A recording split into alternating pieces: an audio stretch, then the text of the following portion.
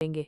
एक छोटा सा लड़का एकनाथ मंदिर के शांत गलियारों में गुमसुम बैठा था। उसके छोटे छोटे कंधे दुख और अकेलेपन के बोझ से झुके हुए थे। उसकी आंखों से आंसुओं की एक अटूट धारा बह रही थी, मानो उसके भीतर का सारा दर्द बाहर निकल जाना चाहता हो। वो अपनी टूटी हुई आवाज में भगवान से शिकायत कर रहा था, हे भगवान, मुझे ये जीवन क्यों दिया? मैं बिल्कुल अकेला हूँ।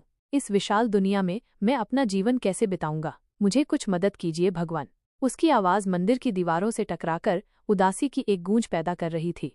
तभी, जैसे उसकी प्रार्थना सुनी गई हो, मंदिर के गर्भगृह के अंदर से एक स्त्री निकली। उसकी आंखों में करुणा और शांति का सागर लहरा रहा था। उसने एकनाथ के पास जाकर उसके सिर पर प्यार से हाथ फेरा और कोमल स्वर में कहा, बेटा, रो मत, मैं हूं ना, मैं तुम्हारी देखभाल करूंगी। एकनाथ ने अपनी नम आंखों से उस औरत की ओर देखा। उसके चेहरे पर एक अजीब सी शांति और अपनापन झलक रहा था, जिसने एक पल के लिए उसके दुख को कम कर दिया। वो औरत एकनाथ के साथ रहने लगी। उसने उसे प्यार दिया, उसका ध्यान रखा और उसे जीवन की छोटी छोटी खुशियों से परिचित कराया। एकनाथ धीरे धीरे अपने अकेलेपन के दर्द को भूलने लगा। उस औरत का साथ उसके लिए एक वरदान की तरह था। समय बीतता गया और छोटा सा एकनाथ अब एक समझदार युवक बन गया था।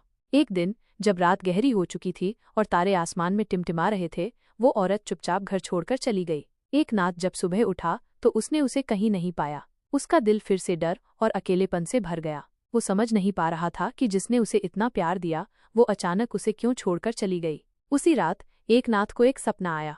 सपने में वही औरत उसके सामने खड़ी थी, लेकिन इस बार उसके चेहरे पर एक दिव्य तेज था। उसकी आवाज पहले से भी अधिक शांत और गहरी थी। उसने कहा, बेटा, दुखी मत हो, मैं सिर्फ तुम्हारा मन नहीं थी, मैं इस पूरे जगत की माँ हूँ। मैं हमेशा तुम्हारे साथ हूँ, हर रूप में, हर पल में। मैंने तुम्हें सहारा दिया ताकि तुम अपनी शक्ति को पहचान सको। अब तुम्हें अपना रास्ता खुद बनाना है।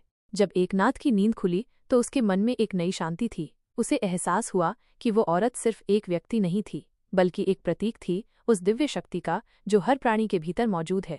उसे यह भी समझ में आया कि बाहरी मदद क्षणिक हो सकती है, लेकिन उसके भीतर की शक्ति हमेशा उसके साथ रहेगी। उसे अब यह भी स्पष्ट हो गया कि भगवान सबकी मदद करते हैं, लेकिन उस मदद का उपयोग करके अपने जीवन को दिशा देना और अपने कर्मों का फल भोगना खुद उसी के हाथ में है।